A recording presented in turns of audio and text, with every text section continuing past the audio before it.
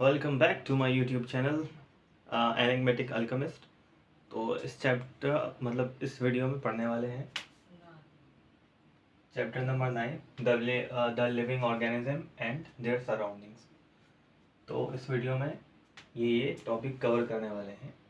Contacts, what is a habitat, biotic and abiotic component, adaptation, terrestrial habitats, aquatic habitats, characteristics of living organism, living versus non-living things, key vocabulary, NCERT exercise and question answers।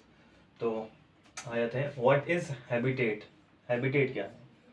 तो this is surrounding where an organisms lives, which have food, water, air, shelter and all other needs for its survival। तो एक ऐसी जगह जहाँ पे कोई organism रहता हो और उस जगह पे उसे हर चीज़ मुसल्लत हो, उसके खाने की, रहने की, पीने की, हर चीज़ वहाँ मौजूद हो, तो ऐसी जगह को हैबिटेट कहते हैं।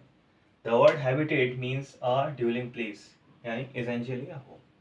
तो हैबिटेट का जो लिटरल मीनिंग है वो ही रहने की जगह है। Different organism are found in different places such as, जो अलग अलग ऑर्गेनिजम्स होते हैं वो अलग अलग जगहों पे मिलते हैं। जैसे कैमल मिलना है डेजर्ट में, जो याक होता है वो मिलता है माउंटेन्स में, फिश पॉन्ड्स के अंदर, और लोटस भी पॉन्ड्स के अंदर मिलती हैं, लेक्स में, और फिशेस लेक में, ओशंस में बड़ी बड़ी फिश मिलती हैं। Each organism is suited to live in its own specific habitat. हर जो ऑर्गेनिज्म है वो इस अपनी एक स्पेसिफिक हैबिटेट में रहने के लिए बना होता है। जैसे एक फ्रॉग है, फ्रॉग के अंदर ऐसी खासियतें होती हैं जिसके ज़रिए वो ज़मीन और पानी में दोनों पे रह सके। और एक बतख तो अल्टीमेट ऑर्गेनिज्म है, उड़ भी सकती है, तैर भी सकती है और चल भी सकती है।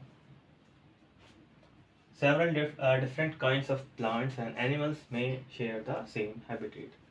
बहुत अलग अलग तरह के प्लांट्स और एनिमल एक हैबिटेट भी शेयर कर सकते हैं। जैसे एक फॉरेस्ट के अंदर लायन, एलिफेंट, टाइगर, विल्डबीस्ट, हाइना, ये सब रहते हैं और शेयर करते हैं अपनी पूरी टेरिटरी। शेयर नहीं करते हैं, लैंड शेयर करते हैं, इलाके बटे होते हैं लेकिन ज़मीन तो वही है। तो types of habitat overview, terrestrial, aquatic, aerial. तो ये तीन तरह के हैबिटेट होते हैं जहाँ पे ऑर्गेनिज्म रहते हैं, मिलते हैं। टेरेस्ट्रियल मतलब ऐसे जानवर जो कि ज़मीन पे रहते हैं, और ज़मीन भी कैसी, जैसे फॉरेस्ट और डेजर्ट। एक्वेटिक हैबिटेट, जो हमारा पानी का हैबिटेट होता है उसे एक्वेटिक हैबिटेट बोलते हैं, जैसे लेक्स हो गया, रिवर हो गया। और एरियल जो एयर का हैबिटेट होता है, एयर के अंदर बर्ड्स और मॉस्किटो। एयर के अंदर मोस्ट ऑफ द टाइम अपनी जो ज़िंदगी का ज़्यादातर वक्त है वो हवा में बताते हैं, तो ऐसे को बोलते हैं एरियल एनिमल्स या एरियल हैबिटेट। एग्जाम्पल है इनके बर्ड्स और मॉस्किटोज। तो अब आते हैं बायोटिक और एबायोटिक कंपोनेंट्स पे। बायोटिक कंपोनेंट्स क्या होते हैं? The living things in a habitat such as plants, animal, micro organisms. तो जो जिंदा चीज़ें होती हैं एक हैबिटेट में, उनको ही बायोटिक कंपोनेंट्स बोलते हैं, जैसे प्लांट्स, एनिमल और micro organism, decomposers etcetera. Abiotic components क्या होते हैं? Abiotic components, the non-living things in a habitat such as soil, water, air, sunlight, ये सब जो नॉन लिविंग कंपोनेंट्स होते हैं किसी हैबिटेट के, उसको ही बोलते हैं बायोटिक कंपोनेंट्स। अब एबायोटिक फैक्टर्स लाइक, एक पॉइंट है, abiotic factors like air, water, sunlight and heat are extremely important for growth and development of both plants and animals।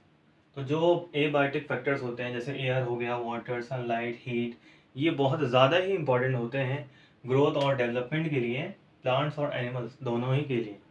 ठीक है, तो ये कंपोनेंट, हर कंपोनेंट अपनी एक स्पेसिफिक वैल्यू रखता है जिसको कोई और दूसरी चीज़ most of the cases replace नहीं कर सकती। They are just as essential as the living components, और वो उतने ही एसेंशियल यानी ज़रूरी होते हैं जितने हमारे दूसरे लिविंग कंपोनेंट्स होते हैं। अब आ जाते हैं एडेप्टेशन पे। The presence of specific feature और certain habitats which enables a plant or animals to live naturally and successfully in its particular habitat।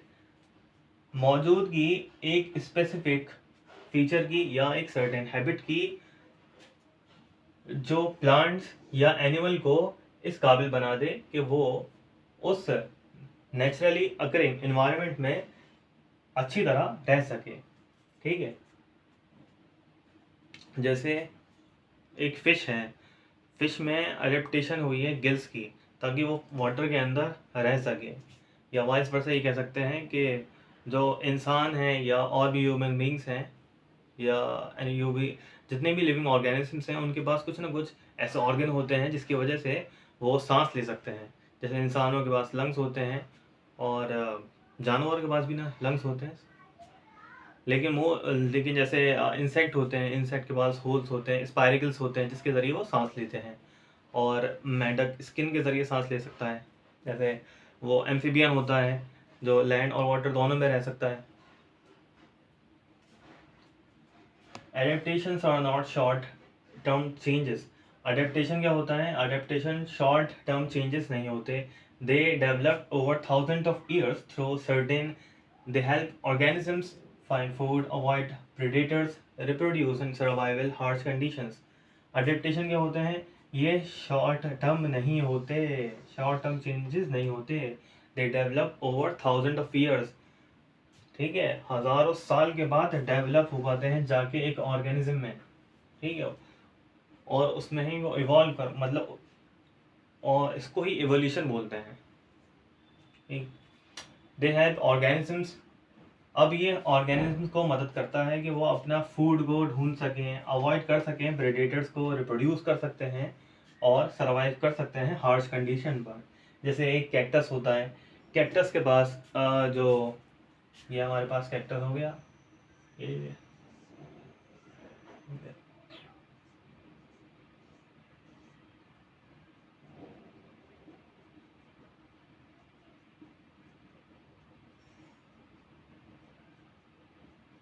तो कैक्टस की जो पत्तियां होती हैं वो मॉडिफाई हो जाती हैं। ठीक है, और बन जाती हैं ये हॉर्न्स बन जाती हैं। ठीक है, हॉर्न्स बन जाती हैं, तो ये मॉडिफाइड लीव होती हैं, मॉडिफाइड लीफ होती हैं। और ये जो ये ग्रीन ग्रीन पार्ट दिखता है वो मॉडिफाइड स्टेम होता है। ठीक है, स्टेम या ब्रांच। ठीक, और ये एक वैक्सी लेयर, अंदर वैक्सी लेयर होती है इनकी, ताकि जो पानी है वो इनमें से कम जाए। और ये हॉर्न जो ये नुकीली पत्तियों का यानी कांटों जैसी पत्तियों का मकसद ये है कि पानी वो सरफेस एरिया कम कर सकें, जिससे जो ट्रांसपिरेशन प्रोसेस होती है वो कम हो सके, यानी कम से कम पानी लूज करे कैक्टस और ज़्यादा से ज़्यादा स्टोर कर सके। तो अब आते हैं एक्लिमेटाइजेशन पे। Short term adjustment and organism makes to cope with immediate changes in surroundings. अब ये क्या होता है? ये शॉर्ट टर्म एडजस्टमेंट होता है। ठीक है, तो ये शॉर्ट टर्म एडजस्टमेंट होता है वो ऑर्गेनिज्म करता है ताकि वो डील कर सके, जूझ सके उस इमीडिएट चेंज के ज़रिए, मतलब चेंज से। तो अब एडेप्टेशन और एक्लिमेटाइजेशन में क्या फ़र्क हो गया? ठीक है, जो लॉन्ग टर्म चेंज होता है जो थाउजेंड्स ऑफ ईयर्स में आता है वो एडेप्टेशन। और शॉर्ट टर्म के लिए एकदम से चेंज आ गया, एकदम से नहीं मतलब थोड़ी देर, हाँ सालों में, 1-2 साल में, 3 साल में, 4 साल में, 10 साल में जो चेंज आ गया वो एक्लिमेटाइजेशन। जैसे इंसानों का एडजस्टमेंट हाई एल्टीट्यूड में। ठीक, जो पहाड़ी आदमी होते हैं वो उनके लंग्स ज़्यादा डेवलप हो जाते हैं ऑक्सीजन को कैरी करने के लिए, मतलब इस तरह डेवलप हो जाते हैं कि ज़्यादा ऑक्सीजन को कैरी कर सकें अपने अंदर, इसीलिए वो पहाड़ों पे थकते भी नहीं हैं। तो अब आ जाते हैं टेरेस्ट्रियल हैबिटेट एंड अडेप्टेशन। तो टेरेस्ट्रियल हैबिटेट क्या थे? ऐसे हैबिटेट जो ज़मीन से बन रहे थे, ठीक है, यानी फॉरेस्ट थे, डेजर्ट थे। तो उनमें से एक डेजर्ट हैबिटेट के बारे में जानते हैं। Very little rainfall, extreme heat in dry, cold at night, Sandy soil. तो ये डेजर्ट हैबिटेट ऐसे होते हैं यहाँ पर बारिश बहुत ही ज़्यादा कम होती है, एक्सट्रीम हीट होती है दिन में, और रात में बहुत ही ज़्यादा ठंडे होते हैं। सैंडी सॉइल यानी जो उनकी मिट्टी होती है उसमें सैंड ज़्यादा होती है, और जो ग्रेवियल और ह्यूमस जो और भी कंपोनेंट होते हैं सॉइल के, वो बहुत ज़्यादा कम होते हैं इसमें। Plant adaptations, cactus. अब जो डेजर्ट अडेप्ट कर लेते हैं, जो प्लांट अडेप्ट कर लेते हैं डेजर्ट में रहने के लिए, तो उसको प्लांट अडेप्टेशन बोलते हैं। जैसे एक प्लांट है हमारे पास कैक्टस, इसकी जो लीव्स होती हैं वो रिड्यूस हो जाती हैं स्पाइंस में यानी कांटों में, ताकि वो रिड्यूस कर सकें वाटर लॉस को थ्रू ट्रांसपिरेशन। जो ट्रांसपिरेशन से होने वाला वाटर लॉस है उसको कम कर सकें। स्टेम इज ग्रीन, स्टेम होती है उनकी ग्रीन, थिक और स्पंजी यानी गुदगुदी होती है। Stores water and carries out photosynthesis, store करते हैं वाटर और ये कैरी आउट कर सकते हैं फोटोसिंथेसिस, क्योंकि ये जाहिर सी बात है ग्रीन प्लांट है, क्लोरोफिल होगा तो फोटोसिंथेसिस भी परफॉर्म कर सकते हैं। Stem covered with a thick waxy layer, जो स्टेम होती है वो कवर्ड होती है एक थिक वैक्सी लेयर से, जो पानी को रिटेन करने में मदद करती है। Roots go very deep into the soil to absorb water, जो उनकी रूट्स होती हैं वो बहुत ज़्यादा अंदर चली जाती हैं ताकि वो पानी को अच्छे से एब्जॉर्ब कर सकें, सोख सकें मट्टी से। एनिमल अडेप्टेशंस, अब आ जाते हैं ऐसे एनिमल जो कि अडेप्ट कर चुके हैं, अब जो अपने आप को ढाल चुके हैं डेजर्ट में रहने के लिए। उनमें से एक एनिमल है कैमल। तो लॉन्ग लेग्स, तो उसके लंबे पैर होते हैं, ताकि ये जो गर्म मिट्टी है उससे बच सके, गर्म मिट्टी की हीट से बच सके। और जो हम्प स्टोर करते हैं, जो ये हम्प होती है इसकी, वो स्टोर करती है वाटर को, ठीक है, और फैट भी स्टोर करती है ताकि वो एज अ एनर्जी रिजर्व काम कर सके, ठीक है। तो यहाँ पे ये जो जब पानी नहीं मिलता या फिर खाना नहीं मिलता तो ये जो हम्प होती है वो कम होती रहती है, डिप्लीट होने लगती है, ठीक है, क्योंकि इसके अंदर फैट होता है। और इसके काफ़ी आईलैशेस जो होते हैं वो थिक होते हैं बहुत ज़्यादा, और क्लोजेबल नॉस्ट्रल्स होते हैं ताकि वो सैंड से उसे प्रोटेक्ट कर सकें। जितने आईलैशेस ज़्यादा भारी होंगे उसमें सैंड जाने की जो प्रोबेबिलिटी होगी वो कम हो जाएगी। और ये एक्सक्रीट करते हैं कंसनट्रेटेड यूरिन, यानी इनकी यूरिन के अंदर, जैसे यूरिक एसिड है, यूरिया है, वो ज़्यादा कंसनट्रेशन में होता है, और लिक्विड बहुत ज़्यादा कम कंसनट्रेशन में होता है, वाटर कम होता है। और इनकी जो डंग होता है यानी गोबर जो होता है इनका, वो भी ड्राई होता है ताकि वो वाटर को कंजर्व कर सके, बचा सके। लार्ज फ्लैट पैडेड फीड, उनके बड़े बड़े पैडेड फीड होते हैं। पैडेड फीड, ये जो पैडेड फीड है वो बनते हैं ऐसी एनाटॉमी होती है, कुछ बोन्स ये हो गई, ये टो बोन हो गई उसकी। अब ये इन बोन्स के ऊपर ये फैट का एक कुशन के टाइप का होता है जिसकी वजह से वो पैडिंग मिलती है। अब ये फैट किसमें स्टोर होता है? डेंस फाइब्रस कनेक्टिव टिश्यू के अंदर भरा होता है ये फैट, और ये फैट कुशनिंग का काम करता है, और जो है इंसुलेशन का भी काम करता है, हीट को अंदर नहीं आने देता, ताकि जो इसके पैर हैं वो इतनी गर्म हीट से, गर्म मिट्टी से बच सकें। और ये प्रिवेंट करते हैं इसको, इनका एरिया भी काफ़ी वाइड होता है जिसकी वजह से वो सिंक नहीं होते, डूबते नहीं हैं या धंसते नहीं हैं रेत के अंदर। ठीक है, प्रोटेक्ट करते हैं इसको हॉट ग्राउंड से, गर्म ग्राउंड से प्रोटेक्ट कर लेते हैं। ठीक है, तो कैक्टस के अंदर हमने ये बात नहीं भूल गए थे कि ये जो है ये स्पाइन्स होते हैं यानी कांटे, और ये इनके फ्लावर्स होते हैं इधर, और इनके फ्रूट कुछ इस तरह के होते हैं। तो ये फ्रूट भी देते हैं, फ्लावर भी देते हैं और देते हैं। इनको आर्म्स बोलते हैं, और ये जो लाइन जा रही है सीधी सीधी, इनको रिब्स बोलते हैं, और यहाँ पे ये होता है स्टेम्स। ठीक। अब रैट, रैट क्या होते हैं? Rat stay in deep barrows during the day. अब यहाँ पे जो चूहे मिलते हैं वो रहते हैं डीप बैरोज में ड्यूरिंग द डे, दिन के दौरान। इनके जो पैर होते हैं वो लंबे नहीं होते, तो जाहिर सी बात है जब लंबे पैर नहीं है तो वो हॉट ग्राउंड से उसे प्रोटेक्ट नहीं कर पाएंगे, इसीलिए उसको रात में निकलना पड़ता है। अब जो रात में निकलते हैं उनको बोलते हैं नॉकटर्नल, और ऐसे बिहेवियर को नॉकटर्नल बिहेवियर बोलते हैं, ऐसी आदत को। ठीक है, अब ज़्यादातर जो यंगस्टर हैं वो नॉकटर्नल ही हो रहे हैं। तो ज़ेरोफाइट्स क्या होते हैं? प्लांट जो अडेप्ट कर लेते हैं ड्राई कंडीशन में रहने के लिए अपने आप को, उन्हें ज़ेरोफाइट बोलते हैं, जैसे कैक्टस और आगे। ठीक है, चलो पढ़ते हैं अब आगे दूसरे हैबिटेट्स के बारे में। तो अब आते हैं माउंटेन्स हैबिटेट पे। कोल्ड टेम्परेचर्स, यहाँ पे जो टेम्परेचर होता है वो काफ़ी कोल्ड होता है, क्योंकि जाहिर सी बात है जितने भी एल्टीट्यूड पे हम आगे जाते हैं तो जो कोल्डनेस होती है वो बढ़ने लगती है, और जो एयर होती है वहाँ हल्की होने लगती है, जिसकी वजह से वहाँ पे टेम्परेचर कोल्ड होता है।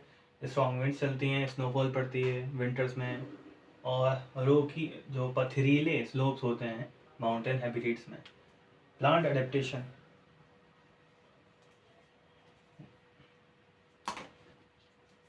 तो प्लांट एडेप्टेशन दी अडेप्टेशंस में trees are cone shaped with sloping branches, snow and rain slide off easily.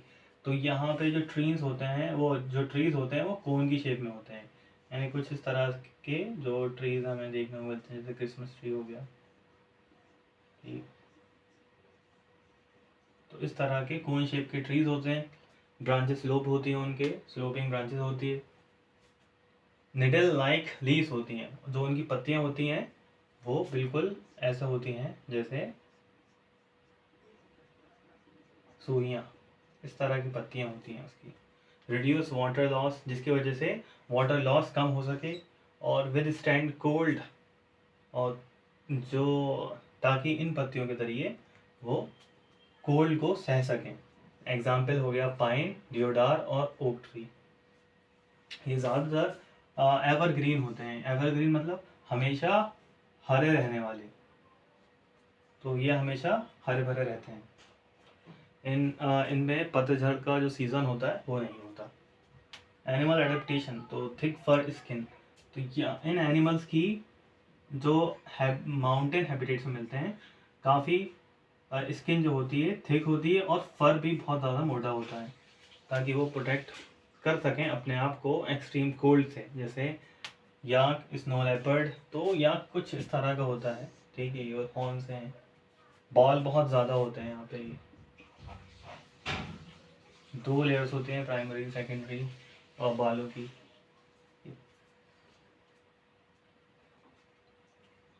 और स्नो लेपर्ड कुछ इस तरह होता है, मैंने बनाया नहीं लेकिन मैं फोटो लगा देता हूँ। स्ट्रॉन्ग हूफ्स, इनके काफ़ी बड़े बड़े हूफ्स होते हैं। Help mountain goat climb hooks slope. अब उन हूफ्स की वजह से, यानी अपने पैरों की वजह से, जो माउंटेन गोट होती है ना, पथरीली स्लोप्स को आसानी से चढ़ लेती हैं। स्लोप होता है कि जो इंक्लिनेशन होता है किसी भी चीज़ का, उसको स्लोप बोलते हैं। ये होता है स्लोप, ऐसे ये एंगल ऑफ इंक्लिनेशन होता है, ये हमारे पास वॉल मान लेते हैं, तो ये स्लोप कहलाता है इस चीज़ का। तो रॉकी स्लोप्स होते हैं यहाँ पे। तो some have thick fur on feet and toes for walking on snow. कुछ जानवरों के पास पैरों पे भी बहुत ही ज़्यादा फर होता है, और टोज पे भी, जिससे वो आसानी से वॉक कर सकें। अब आते हैं ग्रास लैंड्स पर। तो ग्रास लैंड हैबिटेट क्या होते हैं? ये लार्ज एरिया ऑफ ग्रास, इसमें बड़े बड़े एरिया होते हैं ग्रास के। मॉडरेट रेनफॉल होती है यहाँ, और फ्यू ट्रीज, ज़्यादातर ट्री यहाँ नहीं मिलते। हाइडिंग और फ्यू ट्रीज और हाइडिंग प्लेसेस, तो बहुत ही कम ट्रीज होते हैं और बहुत ही कम हाइडिंग प्लेसेस होती हैं, यानी छुप नहीं सकते। पर लेकिन इनकी जो घासें होती हैं वो काफ़ी लंबी होती हैं, जिसकी वजह से जैसे हमारे पास प्रेडेटर जैसे लायन हो गया, वो उस इन्वायरमेंट में अपने आप को कैमोफ्लेज कर लेता है। ठीक है, क्योंकि वहाँ ड्राई ग्रास होती है। ड्राई ग्रास जो लाइन की स्किन से मैच करती है, जिसकी वजह से वो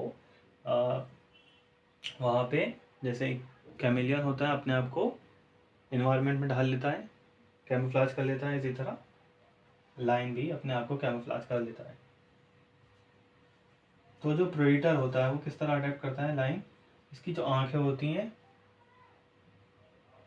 वो हेड के बिल्कुल सामने होती हैं।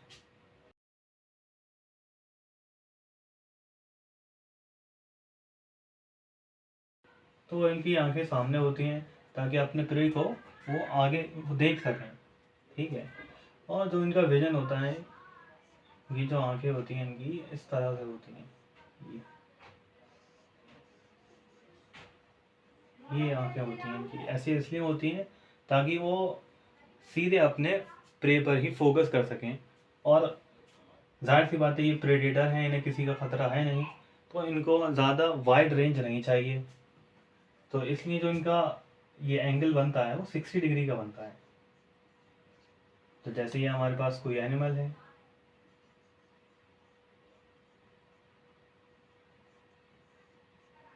तो ये यहाँ वॉक कर रहा है आगे, तो ये 60 डिग्री तक देख सकता है। और यहाँ पे ये जो एरिया होता है इसका, ये नॉन एक्टिव एरिया होता है, ये एक्टिव एरिया होता है जहाँ से ये फोकस कर रहा होता है उस एरिया पे।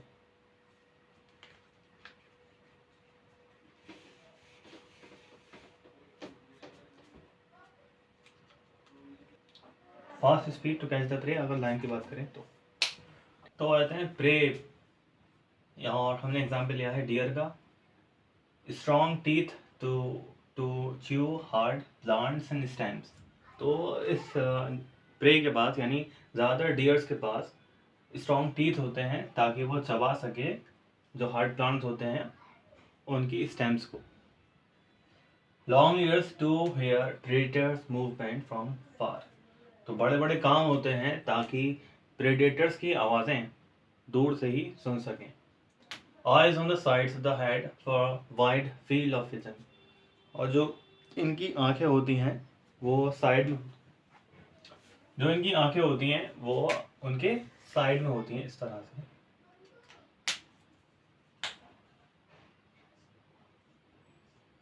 यहाँ पे ये आईज होती हैं ताकि जो उनका विजन है वो 360 हो सके। यहाँ से लेके यहाँ तक पूरा देख पाती हैं।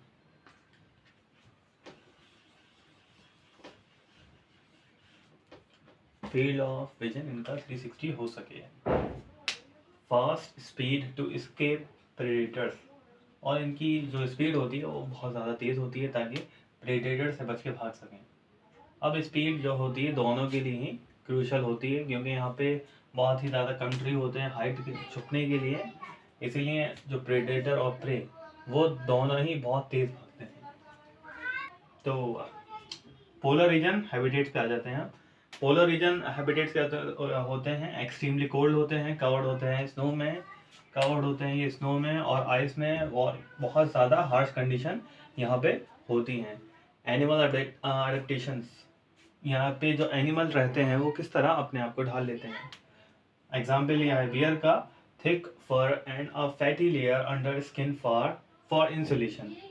और ये काफ़ी इनके जो फर होते हैं वो बहुत ज़्यादा मोटा होता है और फैटी लेयर्स होती हैं स्किन के नीचे ताकि इंसुलेशन का काम कर सके।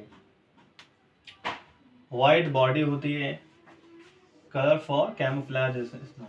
तो ये जो वाइट कलर के होते हैं पूरे ताकि ये छुप सकें स्नो में। और अच्छे तैराक होते हैं, स्विमर बहुत अच्छे ज़्यादा होते हैं। इनके छोटे कान होते हैं, ब्लैक नोज हैं, लंबे लंबे क्लॉज होते हैं इनके, फॉर टीयरिंग अपार्ट प्रे, ताकि अपने प्रे को फाड़ चीर फाड़ कर सकें उसकी। स्मॉल राउंडेड ईयर्स, और स्मॉल राउंडेड ईयर्स होते हैं, और यहाँ पे ये मसल हम्प लगा रहता है, थोड़ा सा निकला रहता है, ताकि एक्स्ट्रा पावर प्रोवाइड कर सके जब ये कैच कर रहा हो प्रे को। और इसके बड़े बड़े पैर होते हैं ताकि वो चल सके स्नो के ऊपर और आइस के ऊपर। बड़े फरी, हाँ, लार्ज फरी फीट होते हैं ताकि वो वॉक कर सके आइस और स्नो के ऊपर। छोटी सी टेल होती है। आ जाते हैं पेंगुइन्स। पेंगुइन पर, पेंगुइन क्या होते हैं? Thick layers of fat for warmth. अब इनके ऊपर भी थिक लेयर होती है फैट की, ताकि वो गर्म रह सकें। इनकी बॉडी स्ट्रीमलाइन होती है, बॉडी फॉर स्विमिंग स्ट्रीमलाइन होती है, यानी कि टेपर होती है एट बोथ एंड। ये इस तरह से अपने फीट को आपस में जोड़कर ये इस तरह की फॉर्मेशन पा लेते हैं, ताकि ये स्विमिंग अच्छी कर सकें। वाइट बॉडी, तो इनकी वाइट बैली, तो इनकी जो बैली होती है वो वाइट कलर की होती है, वाइट बैली होती है। और यहाँ पे येलो नेक होती है इनकी, ठीक। ये फ्लिपर्स हैं इनके, ब्लैक बैक हैं, और यहाँ येलो पैचेस होते हैं कान के पास, यहाँ पे भी है येलोइश होता है। और ये वेब्ड फीट होते हैं क्लॉज के साथ। इनके जो फीट होते हैं वो वेब्ड होते हैं, जालीदार होते हैं, और क्लॉज निकल रहे होते हैं, यानी नाखून, बड़े बड़े नाखून यहाँ से निकल रहे होते हैं इनके। और black beak with an orange line down the sides, तो इनके पास ब्लैक बीक तो होती है, लेकिन उसके ऊपर एक ऑरेंज लाइन भी नीचे जा रही होती है साइड से।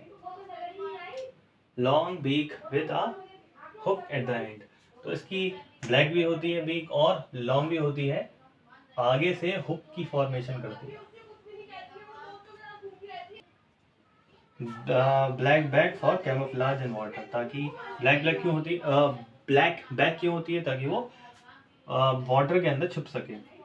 तो both are adapted to swimming, these keep their body warm too, तो दोनों ने अपने आप को अडेप्ट कर लिया है कि वो तैर सके। और तैरने की वजह से एक और एडवांटेज ये होगा कि वो गर्म रहेंगे, उनकी बॉडी गर्म रहेगी, वार्म रहेगी, क्योंकि हाथ पैर चलते रहेंगे तो बॉडी गर्म रहेगी। ठीक, तो अब आते हैं आगे। तो अब आ जाते हैं एक्वेटिक हैबिटेट्स एंड अडेप्टेशंस पर। तो एक्वेटिक हैबिटेट्स क्या होती हैं? Aquatic habitats can be fresh water, तो एक्वेटिक हैबिटेट्स हो सकती हैं fresh water, rivers, ponds, lake, और marine, salt water, ocean, seas, ये सब एक्वेटिक हैबिटेट्स हो सकती हैं। कोई भी पानी की कोई भी पानी वाला एनवायरनमेंट एक्वेटिक कहला सकता है ना। तो चाहे वो फ्रेश वाटर हो गया, रिवर, पॉन्ड, लेक्स हो गई, या मरीन हो गया, सॉल्ट वाटर हो गया ओशन में, जैसे सीज में। तो यहाँ पे वो गड्ढों में पानी जो भर जाता है वो नहीं कह सकते उसे, उनके अलावा सबको कह सकते हैं। तो aquatic plants adaptation, aquatic plants किस तरह अडेप्ट कर पाते हैं? Types of plant, completely submerge, floating, और पार्शली सबमर्ज्ड। ऐसे एक्वेटिक प्लांट जो कि रहते हैं पानी के पूरी तरह से अंदर, और पानी के ऊपर, आधे पानी में और आधे पानी के ऊपर तैरते हुए। तो कंप्लीटली सबमर्ज यानी कि ऐसे एक्वेटिक प्लांट जो कि पानी के अंदर पूरी तरह से रहते हैं, डूबे रहते हैं। उसके एग्जाम्पल हैं हाइड्रिला और टेप ग्रास। तो हाइड्रिला कुछ इस तरह का होता है, यहाँ पे पत्तियाँ होती हैं, पत्ती नुकीली सी होती हैं, इधर कांटे कांटे, और इसके मिड वेन के ऊपर भी कांटे होते हैं, स्पाइन होते हैं मिड वेन के ऊपर भी। ये हमारी लीफ होती है,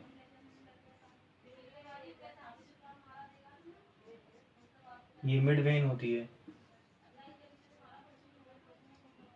तो इसके ऊपर भी यहाँ पे स्पाइंस होते हैं।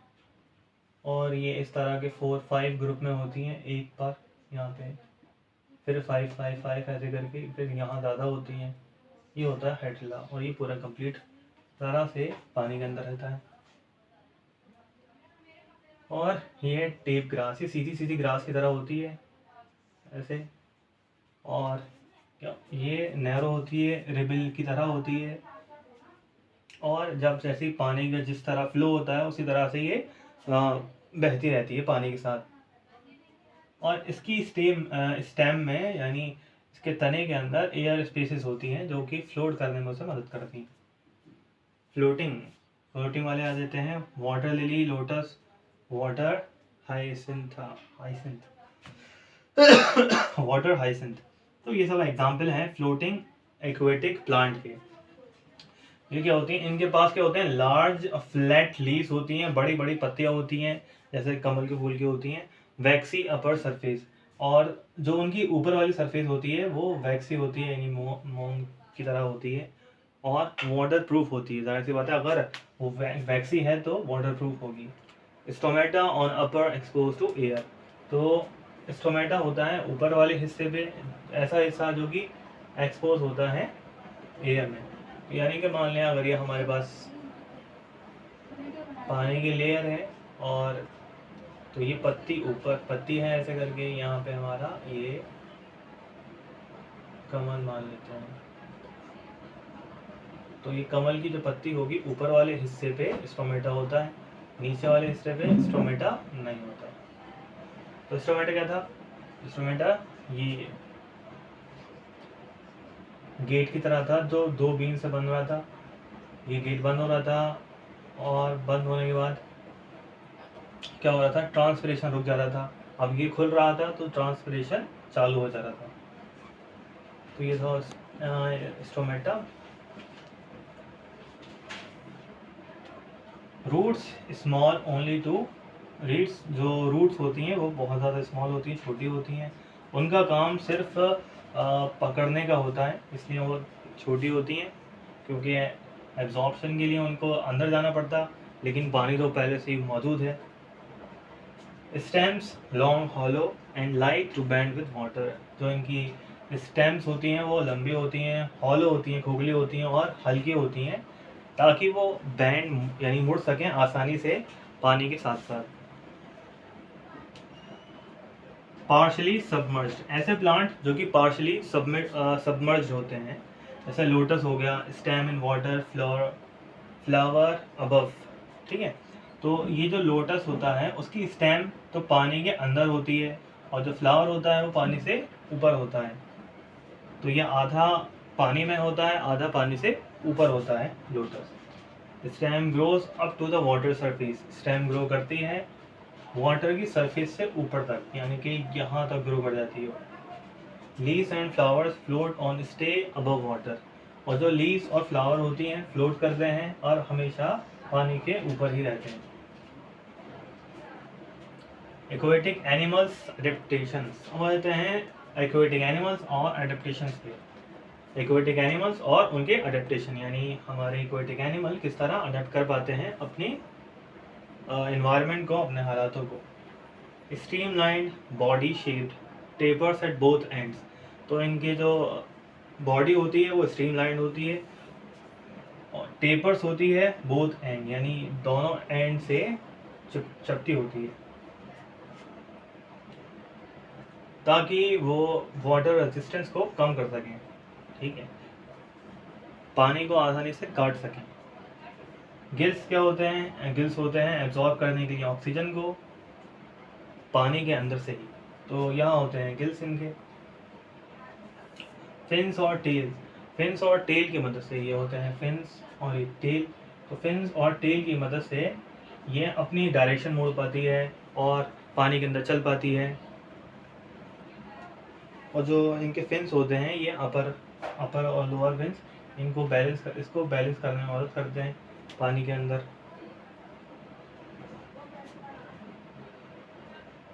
ठीक, ये साइड होती थी ऊपर वाली डोर्सी, नीचे वाली वेंट्रल, और ये पोस्टीरियर एंटीरियर, हाँ ये थी एंटीरियर और ये थी posterior. helps him change directions and balance. Slippery scales and skin.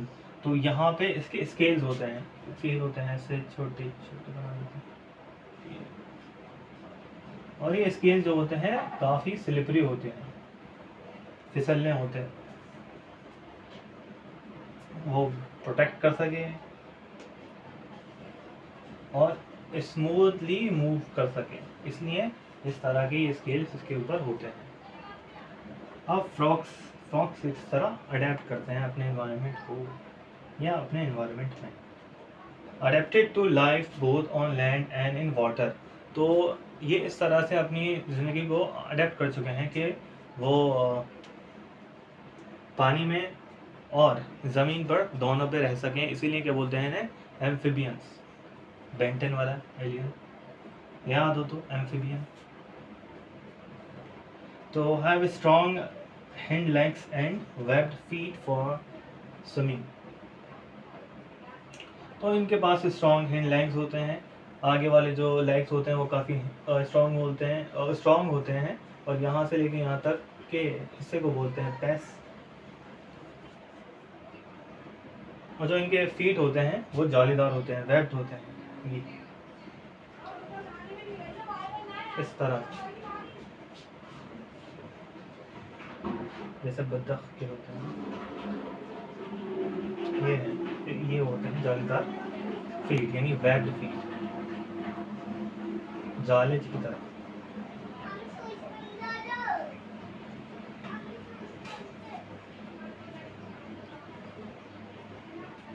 Can breathe through skin when in water. तो ये सांस ले सकते हैं पानी में स्किन के ज़रिए, और जब ये लैंड पे आ जाते हैं तो ये लंग्स के ज़रिए लेते हैं, तभी तो ये हैं एम्फीबियंस. तो ये इस पार्ट में इतना ही, अगले पार्ट में इससे आगे देखते हैं क्योंकि ये ज़्यादा बड़ा हो जाएगा.